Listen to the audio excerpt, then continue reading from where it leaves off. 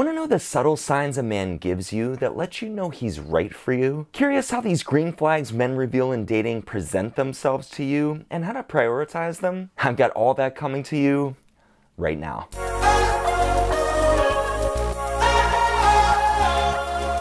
Hey everyone, I'm dating and relationship coach Ryan Patrick. Today, I want to talk about those little things men reveal to you that let you know he's worth your time. And you won't want to miss number 8 because it's much more important than you might think. But first, if you're new to my channel or you've been tuning in for a little while now, just click subscribe below and make sure to turn on all notifications so YouTube keeps putting my channel in your feed to serve all of your dating and relationship advice needs. And feel free to click that like button as well. Thank you so much for helping my channel in this way. Finally, so many of you have expressed interest on coming on my brand new YouTube and Spotify interview show, Tough Love with Ryan Patrick. I can't wait to send you out an application to see if you'd be a good fit. For those of you who'd like to do a one-on-one Zoom style 1-hour session with me to potentially help other women out there that are going through a dating and relationship situation similar to yours, just go to daterboy.com/toughlove and leave me your first name and best email address. My team will be reaching out to you soon with an application, and we'll be bringing guests on the show on a rolling basis. So let me know if you'd like to share your story by clicking the link in the description below. I'm looking forward to it. Now, back to those not so obvious green flags guys wave in your face to let you know that they're genuine relationship material. Here's the special addition to this though. I'm going to list those green flags in the order you'll most likely experience them with men. Starting with the things you'll notice first and then moving to the things you'll experience later in dating him. Now that you have that context, let's get started. And again, make sure you stick around for number 8, one of my favorite high priority indicators. The first green flag is actions match words. This one may seem obvious, but evaluating this properly is easier said than done. Sometimes when we like someone, their actions and their words can almost merge into one thing. So let's be super clear about his actions. Actions are not things he says he's going to do in the future with you, or things he says he should have done in the past with you. That is all just his words dressing it up to seem like an action. Whether he intends to act or not remains to be seen until you've seen concrete action from him. The second green flag is sex is secondary.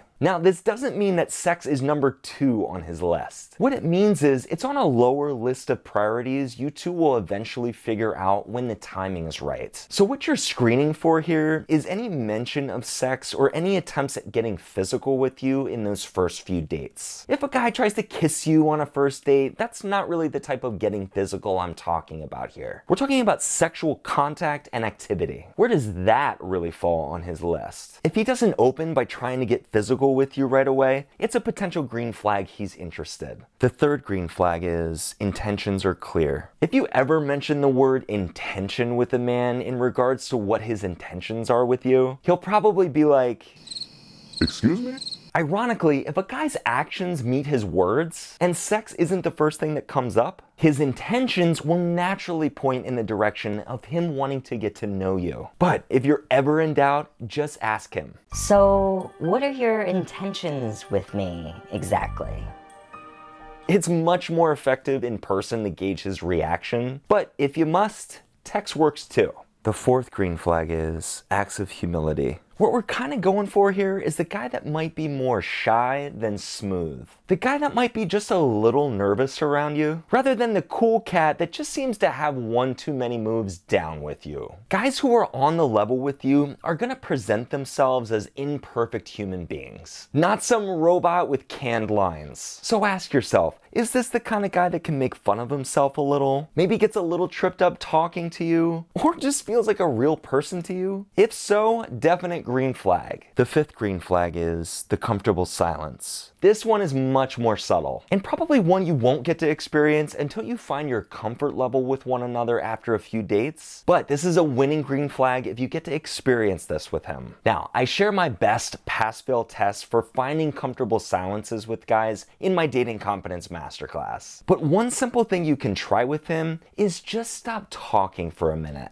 What does he do when you do this? Again, wait a few dates before you try this, but if you two can just sit there and exchange glances while sipping coffee or a drink together, what a beautiful thing. Silence is golden.